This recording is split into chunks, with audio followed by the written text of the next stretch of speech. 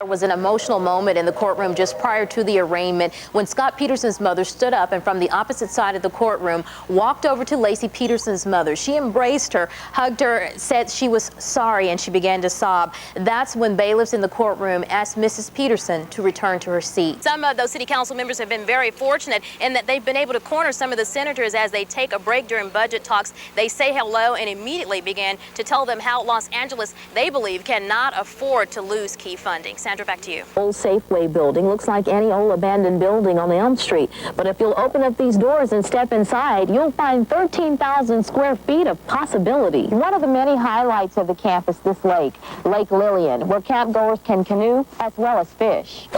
Children should never be left alone near water, and adults should never swim alone. This is my favorite part of the park, just sitting back in a deck chair, relaxing and having a cool drink. But if you want to come out and get involved and get in the water, there are some rules that you must follow.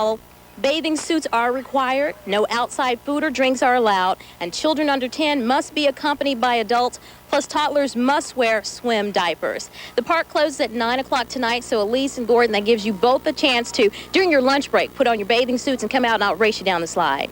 Reporting live in Waco, Kandice Kelly, News 10. It's a deal. We'll see you out there, Candace. Which, as you were telling us a little bit earlier, may be postponed. Candace. It could very well be postponed until tomorrow morning, but right now, Ab, it's still scheduled for 1:30 this afternoon. Scott Peterson is behind me this morning in a jail cell. He has been separated from the general jail population because of threats. This morning, police there shot a high school student who allegedly had taken a school administrator hostage.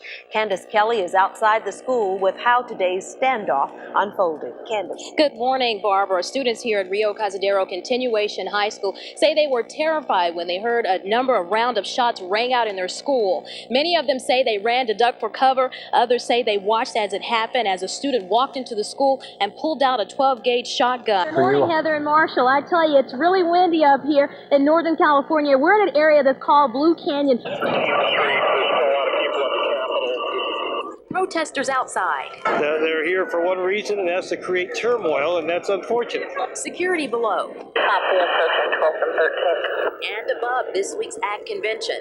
Inside, tight security. Those not a part of the ministerial conference and Expo on Agricultural Science and Technology watched the first day on monitors. Those lucky enough to get a seat heard lots of questions about solving world hunger, beginning with Africa. Anything that helps improve farming, helps improve the profitability of farming, cut down the use of chemicals and cuts down the use of other inputs, is going to help these people bring the level of prosperity. C.S. Prakash is a professor at the Tuskegee University. He's a leader in genetically engineered crops in Africa.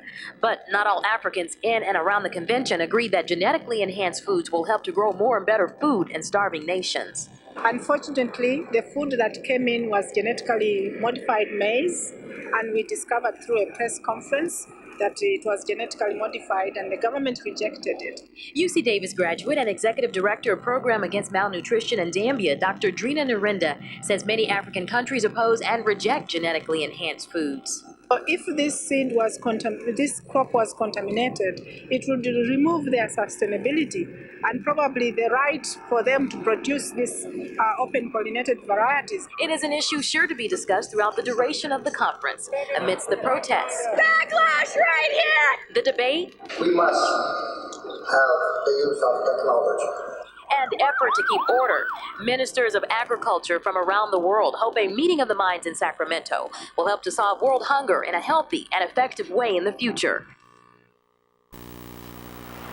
Doris King called McLaren Chevrolet with an unusual request. She had won a car on The Price is Right and said she was kind of looking for the dealership she wanted to have deliver her new car. I'm thinking in the back of my mind, yeah, right.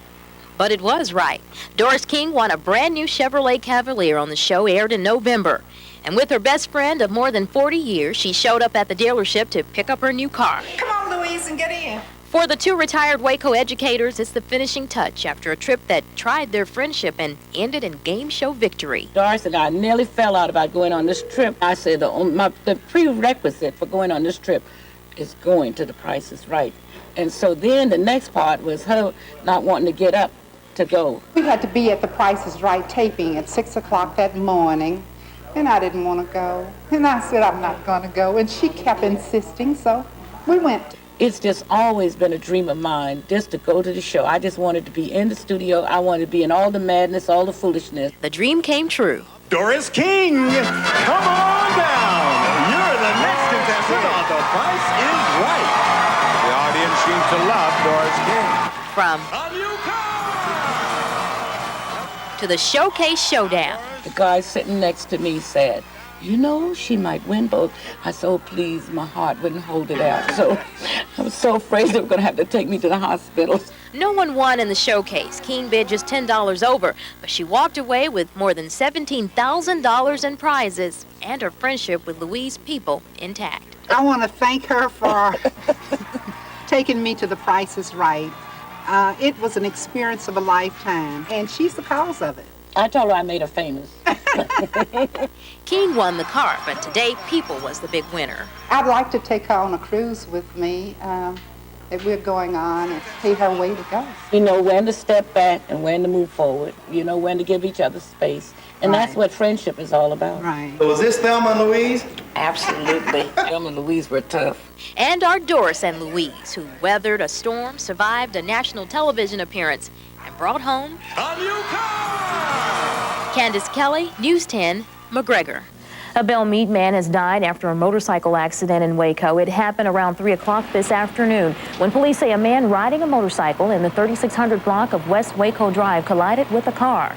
The driver of the motorcycle, 31-year-old Ronald Graham, was taken to Hillcrest Baptist Medical Center where he was pronounced dead. The driver of the car was taken to the hospital with only minor injuries.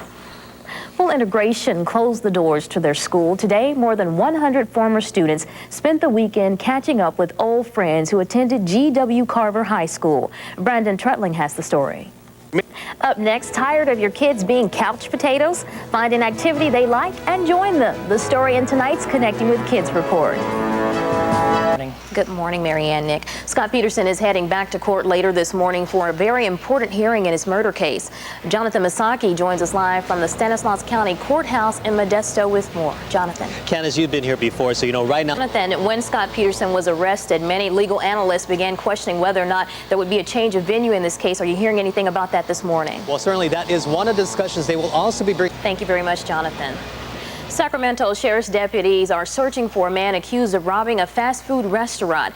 It happened about 8 o'clock Monday morning at the Burger King on Folsom Boulevard near Watt Avenue. The suspect locked the employees in the freezer before getting away with about $200. Good morning, Nick and Marianne. This morning, Sheriff's deputies are looking for a robbery suspect who's been targeting Sacramento County mini marts. The suspect is described as a heavyset African-American male. He's about 6'2", and they say he's in his 40s. The suspect has robbed at least 4 AM/PM markets using his fists to attack the cashier. Last week, investigators say the suspect robbed the AM/PM at Madison and Manzanita and one on Marconi Avenue. A search continues in Placer County today for a man authorities believe drowned in the American River. It happened off Highway 49 in Auburn.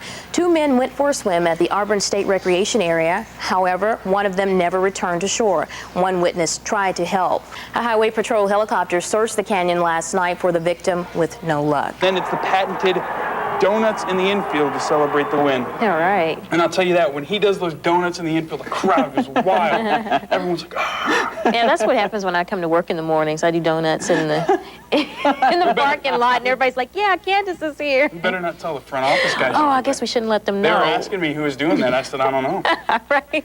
Thank you, Matt. Adam, a last quick check of our weather. Quick look at our weather coming up. Thank you so much for joining us. Catch News 10 this morning at 6 a.m. with Josh and Sharon. Good night.